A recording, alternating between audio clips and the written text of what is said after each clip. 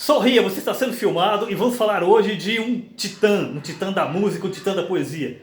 Na verdade, um ex-titã, Arnaldo Antunes. E para falar sobre ele, estamos aqui com o mestre no assunto, Léo Prudêncio, que escreveu um trabalho acadêmico sobre Arnaldo Antunes. Que história é essa, Léo? Conta pra gente. Eu fiz uma dissertação, né, de mestrado na PUC, aqui em Goiás, sobre a orientação da professora Cida Rodrigues, né, minha orientadora, sobre o Arnaldo Antunes, tendo foco à hipermodernidade, né?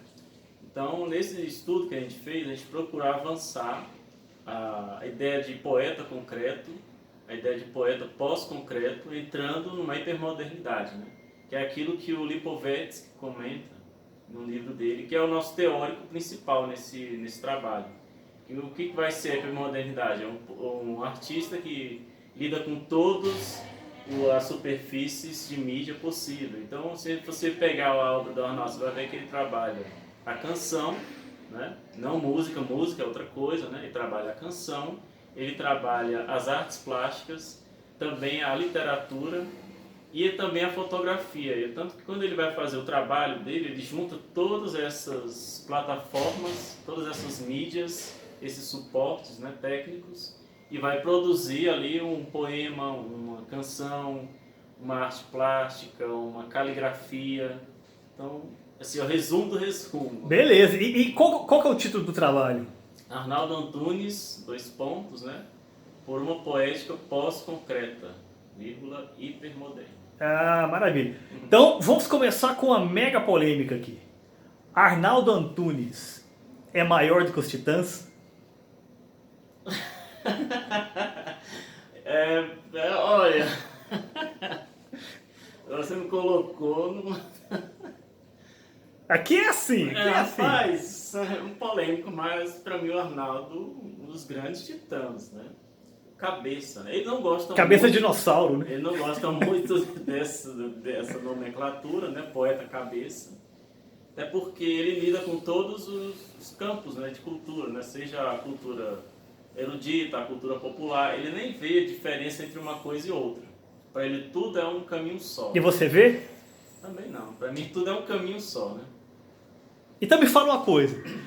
Quem era Arnaldo Antunes antes dos Titãs? Por que ele entrou nos Titãs e por que ele saiu dos Titãs? Vamos demorar 5 horas. 5 horas, não tem problema não. Antes dos Titãs, o Arnaldo ele fez um trabalho caligráfico muito grande, né? Então ele começa... Eu também fazia lá com a tia lá na escola, né? Caligrafia para aprender a escrever. O que é um trabalho caligráfico? Me fale que eu sou burro, eu não sei essas coisas. É quando ele trabalha todo o aspecto gráfico do poema, né? Do livro em si. Então, no caso, ele já era um poeta de livro, visual, né? De poeta visual, de publicações e tal, antes de ser músico. Performático, Tá. principalmente. Então, no caso, a gente pode dizer que ele já era um artista, Sim. vamos dizer assim, que estava no circuito, antes dos Titãs. Exato. Perfeito. Ele entra na banda performática do Aguilar, em 82, grava um disco, ele começa antes dos Titãs, já em disco, né? Com a banda do Aguilar. Inclusive, esse disco foi produzido pelo Belchior. E o Belchior grava uma canção do Arnaldo, um disco que eu esqueci, mas o nome da música é Estranheza, uma coisa assim. Vindo do Arnaldo, estranheza é o normal, né? Estranheza, é um neologismo. Né? Sim. Então o Belchior foi a primeira pessoa que gravou uma canção do Arnaldo. Então o Arnaldo já tem todo um trabalho antes dos Titãs.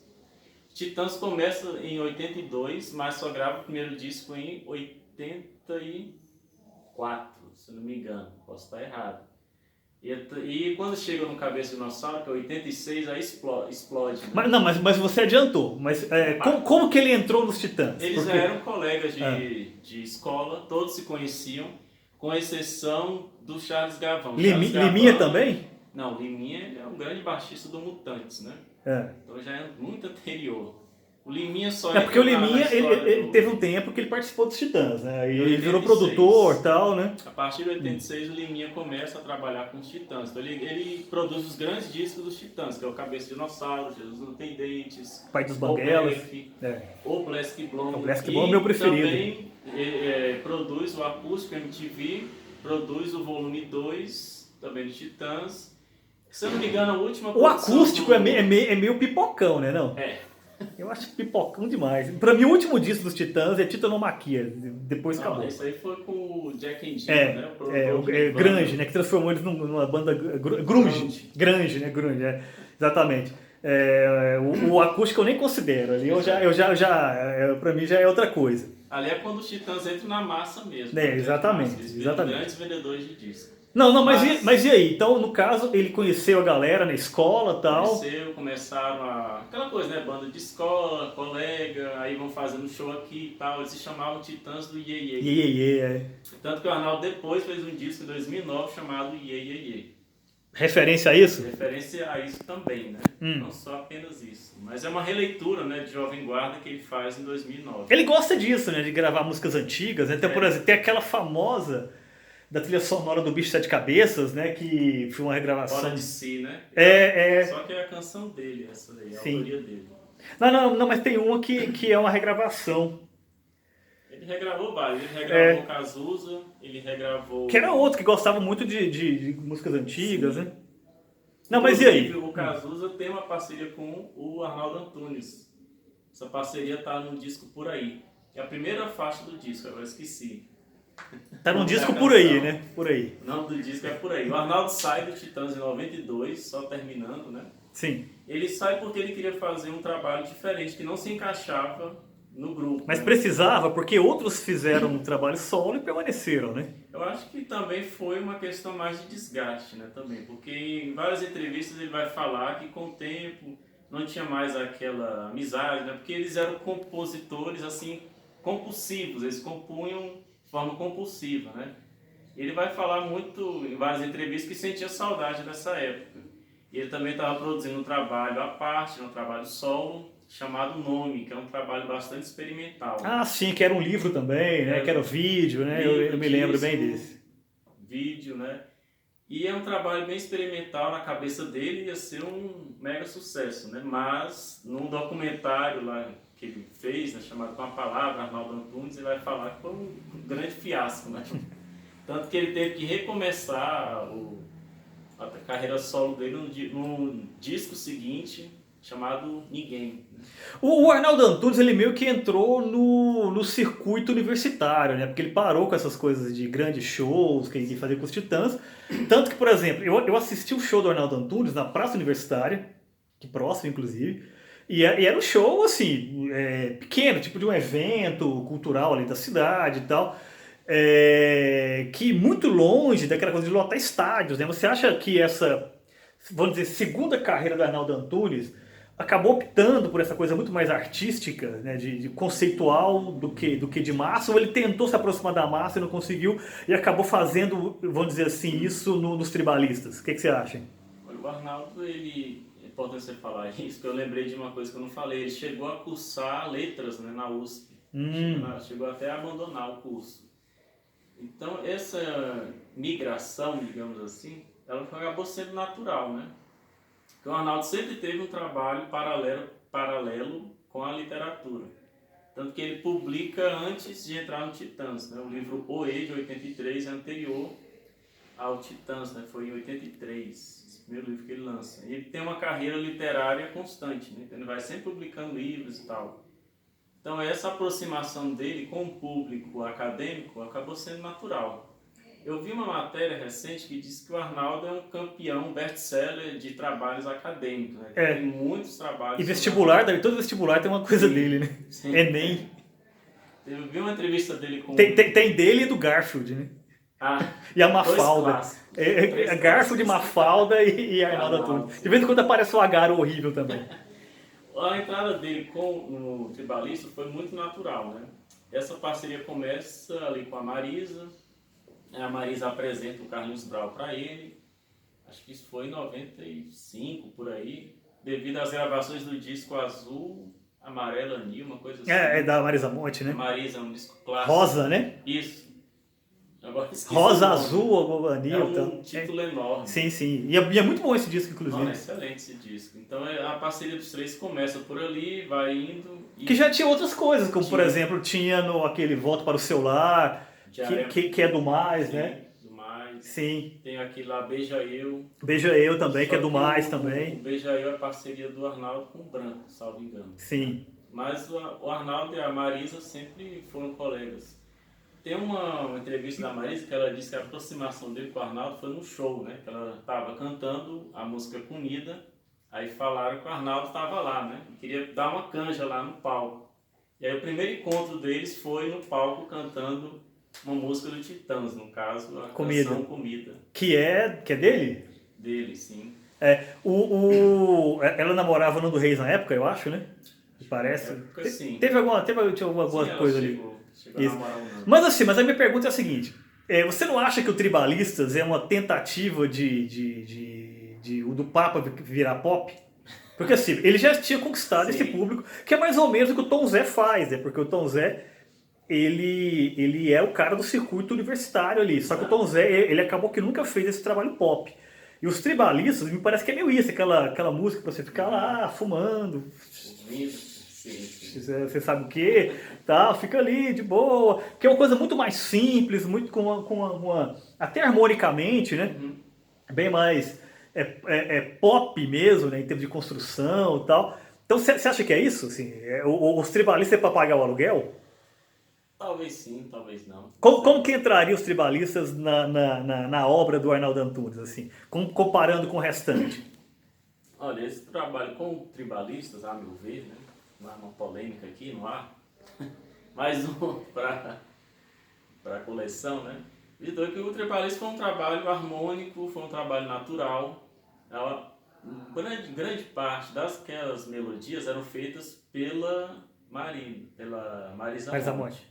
E o Carlinhos? Ele é o grande letrista, né? Carlinhos, ele fazia percussão só ou mais coisa? Também ajudava em alguns trechos, né? Algumas coisas. Isso pelas entrevistas que eu vejo, né? Entrevistas, documentários. O Carlinhos, a impressão que eu tenho é que ele é responsável em colocar o ritmo, né? Também. Ele é muito harmônico. Ele é um gênio da harmonia, né? E multi-instrumentista. Tanto que no último disco do Tribalistas, o Tribalistas 2, né? Que o pessoal fala, o Carlinhos Brown toca vários instrumentos, toca até bateria. Eu nem sabia que ele tocava bateria. Não, é porque o Carlinhos Brown, assim, mal comparando, assim, ele virou uma figura meio folclórica por essas participações que ele tem na The Voice Kids, essas coisas e tal. É um grande cara da mídia, né? Só que assim, se a gente pega a trajetória dele, ele começou ali com a timbalada, que tinha aquela coisa de trabalho social, mas que se você for parar pra pensar, enquanto escola de percussão é uma coisa muito impressionante. Né? Só que a timbalada também depois virou para chamar turista. Né? Aí o Carlinhos Brown, ele nunca conseguiu dar esse salto que tanto a Marisa quanto o Arnaldo deram, que é aquela coisa de ser o respeitado pelos eruditos e tudo mais. Né? E sempre ficou naquela coisa assim meio folclórica e tal, embora talvez dos três seja quem mais tenha domínio da música em si. Embora a Marisa Monte tenha formação clássica, né? Mas é uma cantora espetacular. Interessante, você falou que a Marisa tem essa formação clássica, né? O Carlinhos ele é mais da galera, né? Digamos assim. E o Arnaldo é o grande cara articulador, né? Da palavra. O Arnaldo tem alguma formação acadêmica? Ele chegou a cursar letras, mas abandonou no meio do caminho. Sim. Mas como todo poeta, ele é um grande leitor, né? Sempre está lendo, sempre está... Então ele é mais um autodidata? Pode-se dizer que sim. Quais são as influências do Arnaldo Antunes? As principais? Com certeza os concretos, né? Com certeza, Augusto, sim. O Décio Pinhatari, o Haroldo. Tem muita coisa do Paulo Leminski também, aquela coisa de poema pop, né? Aquela coisa rápida, rasteira. Mário Quintana também um pouco, o Drummond é muito frequente no Arnaldo. Ele se aproxima do estética marginal, você acha ou não? Não, acho que o estética marginal acho que não chega muito não. Não. Mas o Arnaldo é isso. O máximo que ele chega ali no Leminski, né? Mais algumas coisas temáticas. O Leminski foi a ponta da curva, né? Na geração mimeógrafo, né? Porque teve outros, né? Teve o Cacaso, o Torquato. O Arnaldo, ele tá mais nesse Chacal lado, também, né? Chacal, entra aí? Chacal, sim. Chacal, um dos grandes, né? Mas o Arnaldo também entra nesse grupo por uma parte, né? Porque eles também migraram para a canção. O Cacaso fez letras também, o Cacaso é letrista. Chacal também fez letras. Leminski também tem letras. Chegou a ser gravado até pelo Caetano, né? O Leminski. Então o Arnaldo ele pega todo esse percurso, né, poético dessa geração, os anos 70 e tal, e mais os concretos e vai se atualizando aí. Tem também o Mallarmé, é muito influente na obra dele, João Cabral também. Qual o peso que tem o audiovisual na obra do Arnaldo Antunes? Porque eu sei que ele faz muito vídeo, né? Então, você acha que pode ser categorizado como vídeo arte ou é mais pro clipe mesmo? Vídeo arte. O Arnaldo ele tem uma coisa muito performática, né? Então o poema dele é performático. Pode ser... Quando ele lê os poemas, você vê que dá uma outra vida, né, pro poema impresso. Porque se eu for ler, é de um jeito, mas quando o autor lê já é uma outra percepção. Porque ali você vê as marcações vocálicas, né? As marcações de voz, de melodia. Então, o Arnaldo ele tem muito essa coisa performática, que é uma coisa até grega, né? Lá da época Sim. de Safo, de Homero, dessa galera toda aí da Grécia. E ele tem uma voz muito particular também, né? Sim, e com o passar do tempo, principalmente nos anos 2000, ele vai até falar que ele foi aprendendo a utilizar melhor a voz dele. Tanto que os discos dele, de 2000 para cá, já tem uma mudança melódica na voz diferente. Mais ou menos como você explicaria isso?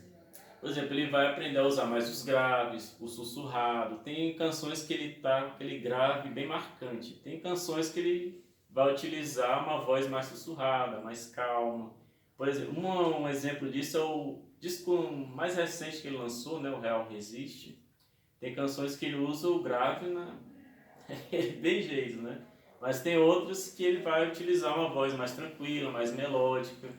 Eu acredito que o Arnaldo ele é um artista que sabe utilizar a melodia tanto na voz quanto no poema impresso. Você acha que ele diferencia, enquanto está trabalhando ali, poesia de composição de canção? Como ele diz, as duas coisas caminham juntas, né? Tem poema que nasce letra de canção, tem poema que nasce apenas poema. E tem coisas que ele vai reutilizando, né? Tem poemas que ele pega trecho de canção, aí transforma em poema visual. E tem poemas de livro que ele pega um fragmento e adiciona a uma letra. Então as duas coisas vão caminhando juntas, né? Assim como também tem poemas visuais que depois ele pega esse poema visual no papel e transfere para uma arte plástica. Qual o tamanho do Arnaldo Antunes pensando na geração da qual ele fez parte? Por exemplo, geralmente tem aquelas dicotomias, né? Aqueles duelos, né? Sei lá, Chico contra Caetano, Renato Russo contra Cazuza. Só que geralmente esquece o Arnaldo Antunes. A impressão que eu tenho é que pensando nessa geração do rock anos 80, você tem como os grandes compositores poetas, né? O Russo, né? O Cazuza, o Raul já é mais antigo, pensando no rock dos anos 80. E o Arnaldo Antunes. Muita gente quer colocar aí o Humberto Gessinger, mas eu acho isso uma heresia. Também. Pensando nesse trio aí, por que o Arnaldo Antunes não tem espaço nessa disputa Russo-Cazuza? Eu acredito que porque o Arnaldo... Não estou aqui jogando ninguém não, mas... Opa. Se a gente for ver, quando o artista morre, tem aquela coisa, né? Virou mito, né? Eu acredito que o Arnaldo...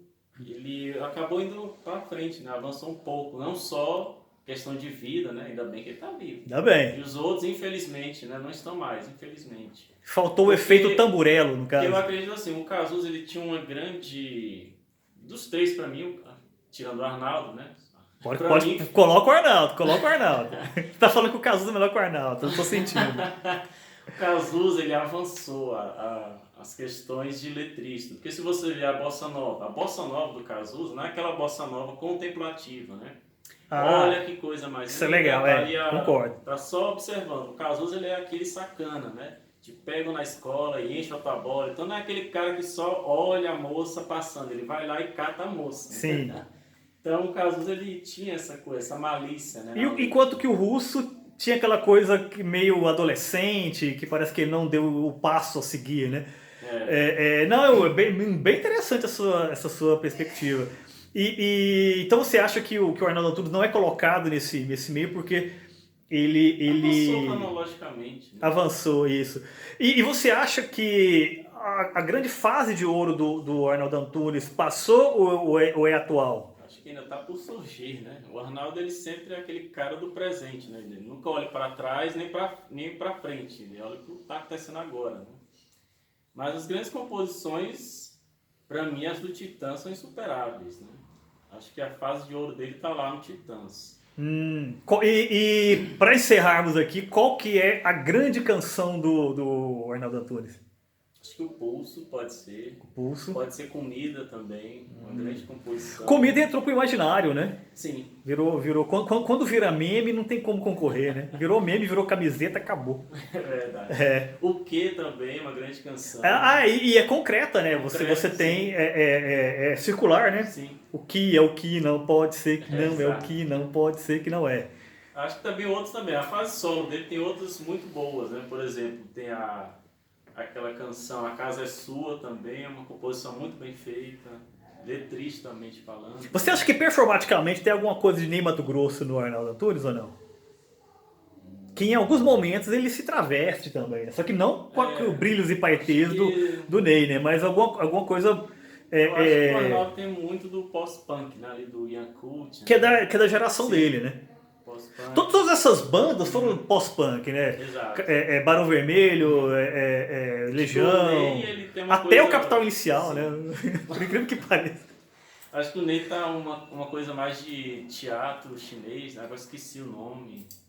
Aquela coisa mais performática do teatro. Porque o Ney, ele pertence à geração do teatro, né? Ele começa no teatro. Aí depois ele passa pro palco, né?